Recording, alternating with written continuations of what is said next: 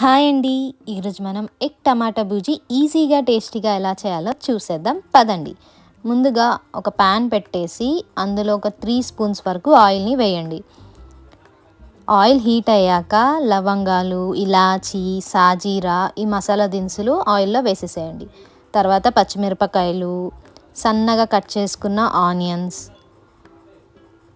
వేసేసుకున్నాక onions light brown colour వచ్చేంత వరకు fry చేసేసుకోండి.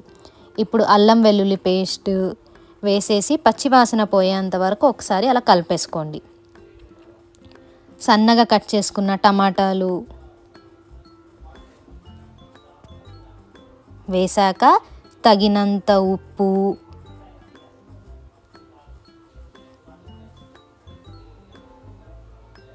పసుపు వేసేసి అంతా ఒకసారి బాగా మిక్స్ అయ్యేటట్టుగా కలిపేసుకోండి.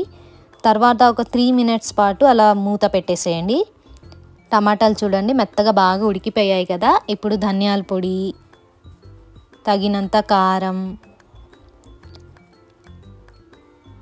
గరం మసాలా వేసేసి ఇంకోసారి అలా బాగా కలిపేసుకోండి.